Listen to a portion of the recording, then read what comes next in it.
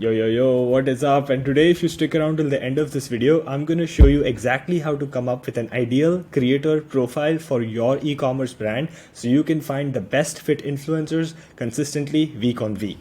Now, if you want to click around, go away, watch a YouTube video about cats or memes or something like that, that's completely fine. You can go away. But if you can give me 10 minutes, just 10 minutes, and I can completely transform the way that you look at influencers and how you find influencers, I'm going to make sure that you find the best fit influencers always. Trust me, there's no brands that do this before they start working with us.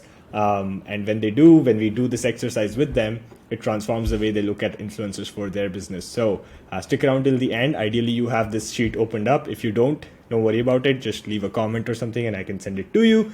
And let's begin. So this is a step-by-step exercise that we do with most of our clients at SARAL. Basically, it walks you through step-by-step what you need to know in order to find the best fit influencers for your brand. So that includes some nerdy basics like your hashtags, tangential hashtags, follower range, engagement rate, blah, blah, blah. Then we move to more qualitative stuff like their brand alignment and also, review their content a little bit. So I'm going to do the first quick bit of this. That's the top hashtags and the tangential hashtags. Now again, if you don't know what top hashtags and tangential hashtags mean, you can go to my YouTube channel and you can check out a video. I've done a step-by-step, another similar walkthrough like this one, walking through how to do hashtag research for your brand using free and paid tools. So watch that and you'll know how to come up with top hashtags. For the purposes of this video, I'm going to assume we are working with an organic skincare company and list their top and tangential hashtags here. Let me quickly do that and come back to you. There you go. I just did it. Basically, you write your main core hashtags and top hashtags, and you write certain like tangential on the side hashtags under tangential hashtags. And obviously, you can write more, but for now, I'm just sticking to 4 or 5 under each category. Then you come up with your follower range. So ideally, if you're a newer brand, if you're looking to do more, if you're open to payments, I recommend going micro. If you want to look for simple ambassadors or affiliates, I recommend going nano. For this brand, I'm going to stick to micro. And again, if you want to go big, you can. But again, if you're new to this, which I know most of my audience is, you want to stick to nano or micro. Engagement rate. Now, most common gurus would tell you that you need a high engagement rate, and I have added detailed notes for it inside of the template as well as you do this. But basically, you don't necessarily want a high engagement rate if you're, say, for example, just looking to get some UGC out, or if you're simply looking to get like a huge reach, right? So engagement will not matter in those cases. Engagement matters when you want to get sales, and I know most of you want to get sales, but in case you don't, it doesn't matter, and there's different levels, different options that you can select to create your ICP according to your goals. In this case, let's say this particular brand is indeed prioritizing sales. I'm going to go for a decent engagement rate. Now, if you go good, you really severely limit your pool. So that's why in the beginning, at least, I would recommend going for decent, and then you can move on to good as well if you want to. Diehard fans. So this is a metric that's exclusively available inside of the free SARAL Chrome extension that you can install at any time. It's basically like a proxy for the percentage of people that are going to click through to the link in bio. And again, all of this is added in the description here if you want to read it anytime. Again, I don't recommend having this at amazing or amazing at all. You want to stick to low or good, at least when you begin, because you need a larger pool of influencers to work with. If you limit by like minute metrics like diehard fans or engagement rate, you likely will just reduce your pool a lot. So I'm going to stick to good for now. But as you saw, this creator was amazing. So that's fine. If it doesn't have to be, so this is a lower limit. It doesn't have to be like if it's 5%, we won't consider them. This is just a low end limit.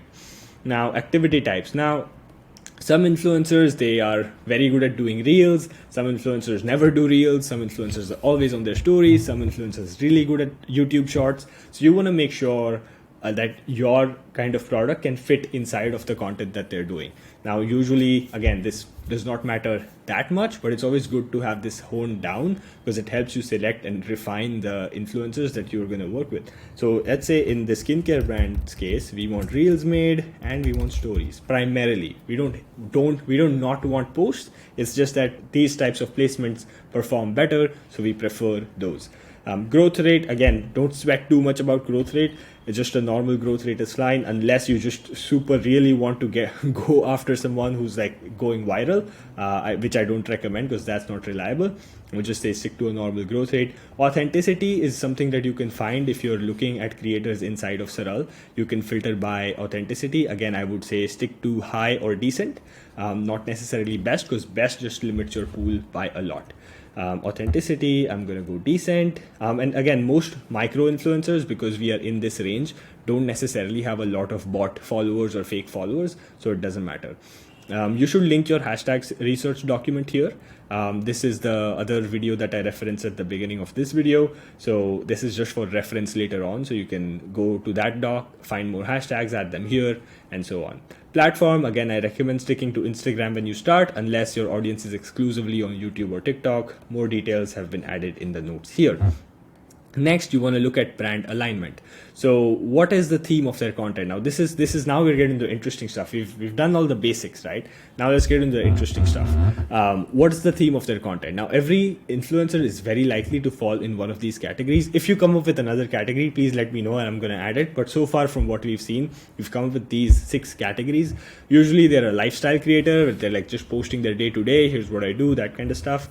They're an education related creator. So they're like kind of like a authority on a certain topic and they're educating their fans about something. Or they're entertainment, they're just like funny, they have something entertaining to say all the time. Or they're like a wise friend, so they have something, they're good, like it's the kind of person that you can chill with. Then there's creators who simply post about aesthetics or beauty content, just photos of themselves, that kind of type. And then there's experts. So there's actually actual experts on Instagram, on social media. Like there's experts who, like there's doctors who are also influencers, for example. So that kind of a person would be expert. Now you want to decide based on what your brand stands for, who you want to work with. So let's say you're an osteoporosis supplement company, you might want to go with the experts. Let's say you're like a quick game for parties, you want to go with the entertaining creator, because that's the kind of content vibe that will match with your product. So for a skincare brand, usually it's going to be around like lifestyle, education, wise friend. I would recommend this niche at the very end, unless you're selling something particularly to this demographic, because I can get into that later, but don't go after aesthetic and beauty creators who simply just post pictures of themselves and don't have any substance to them. So let's stick to lifestyle for now. For the skincare brand, niche or broad. Right now I recommend either niche or super niche. I'm gonna go niche for this one. So super niche is like really niche. So let's say you're a vegan organic skincare brand, then that's super niche. But you can choose to just work with skincare influencers, and that's niche. So that's that. Philosophical alignment. Again, this is something that if your brand particularly stands for something, let's say you're a vegan product or an organic product, and you want your influencers to also embody these philosophies, then you should probably have this at must have. But for this particular brand, I'm just going to have it at nice to have. So again, as you see that we're forming this kind of model of a person, the model of an ideal creator who can promote you. So they're a lifestyle influencer, they're in our niche, they're not necessarily super niche, and they have a certain philosophical alignment with what we stand for. So as you know, we have gotten a certain idea of what this influencer looks like. Other products promoted. So this is something like, what are the other products that they are likely to promote? So for example, if they're a skincare influencer, they may be promoting some like makeup brands, and you can actually go ahead and write the brand names here. So for example, like maybe they're promoting Glossier, maybe they're promoting certain other like fashion companies in your niche. Who are your biggest competitors? You can add their names here and so on. So I'm going to just leave this at a ... for now. Perfect. And then random pros and absolute no's. Now, this is again somewhat philosophical. So you want to see what's like a random pro. So if like they're into, let's say I was talking to this nutrition company, and for them a random pro is someone who's an actual nutritionist, right? Now that's not necessarily a make or break. They want to work with people who are not nutritionists, but it's good. It's a random pro to have like an actual nutritionist who's promoting their products, right? So that's a random pro for now. I'm just going to go add NA. Absolute no's, for example, for an organic skincare brand, if you're if the influencer is promoting certain other brands that are not necessarily organic, that simply maybe just paid them for the post, that's an absolute no. Let's say you just simply don't want to work with influencers who are promoting another brand that's antithetical to your brand, then you can add them here. For now, I'm just going to go NA. Who are the traditional experts? So for a skincare brand, that'll be dermatologists. Again, for like a fitness company, this may be coaches. For a maybe like a healthy foods company, this will be nutritionists, dietitians, and so on. So it's always good to list the experts here, because you can also find dermatologists who are influencers on social media. So that always helps. Moving on to content quality. So this is again very qualitative, so it will depend, but you want to look at whether you want them to create engaging content that also sells at the end or in the caption. So if I were to just go through this influencer's content that I already had opened, this looks like more of a forever vest girly, right? So this is more of an organic kind of a ambassador post. It's not necessarily looking to sell someone, so it's more of in the organic category. So as you saw even at the beginning of the video, there was no hook per se. There was no this skincare routine changed my life kind of a thing. So this is more organic. Now this is fine if you're doing ambassador deals, and looks like Ali here is actually an ambassador for this brand. But let's go on, look at some other content. So if I look at this one, golden drops, yeah. So this is a clear product placement, right? And oh yeah, it says an ad. So it is an ad. And she's also written the caption in a certain way that's like, this looks like something that the brand gave her.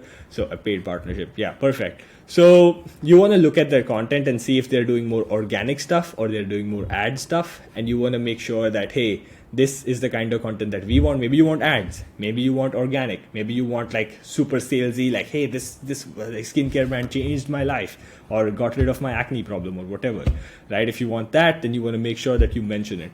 So we don't, let's say we're looking for ambassadors, so we're not looking for that hook, engage, sell content. So I'm just going to leave it at the middle.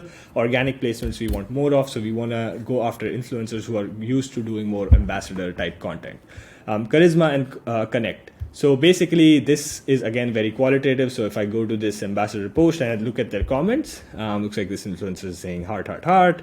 I love it, found the perfect shade, so stunning. Asking a genuine question, love their products, I need this, you look beautiful, obsessed with this, literally magical wow. So this is like genuine engagement. This is not people commenting a heart. This is not people who are just randomly complimenting her. This is people who are consuming the content, reading the caption and leaving a genuinely thoughtful comment that indicates that the influencer, looks like the influencer has also replied to most of them.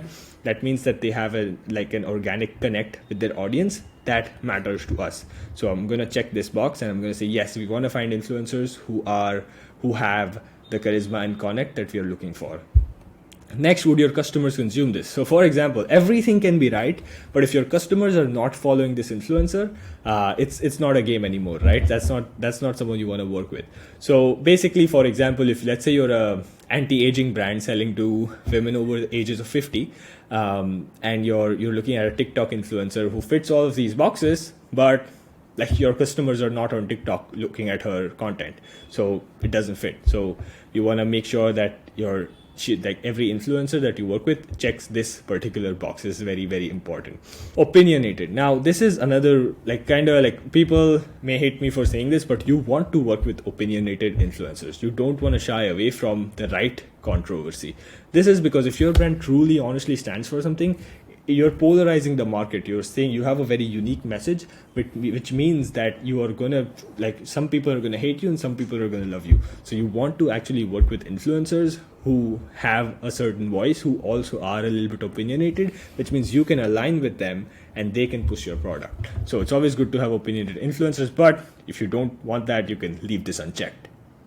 Okay, so what did we do here today, right? We have basically come up with the best ideal creator profile for your particular brand. You can do this exercise in literally just 10 to 15 minutes. Sit there, think, fill out this simple Google sheet, and you have the ideal creator profile. What are the next steps? You can use this ideal creator profile to then go ahead, set the right filters inside of SARAL and start searching for influencers. Or as I discussed, you can just use the Chrome extension to find stats and save influencers to SARAL this way. Or what you can do is hand this over to your influencer marketing manager, to your agency, or to a freelancer that you hired. and give them this and tell them, hey, look for these types of influencers using these hashtags who fit these parameters and find me a list. That's going to be your next step, and this foundational training has allowed you to do just that. Another thing that you can do as you go through this process is when you find good influencers, you should list them here. So these are like the best of the best influencers who check all the boxes, and you will find them. List them here so your prospectors, your list building team can use these influencers as inspiration to look at, because numbers and data is one thing, but actually looking at influencers who fit the criteria is a different game. So that gives them a good perspective. Next steps obviously are to use this ICP, find a list, and use SARAL to send automated bulk emails with personalization to these influencers. But that's a video for another day. I hope you found this valuable. I hope you take this template, use it for your brand, and find the best fit influencers that promote your brand non-stop. Thank you.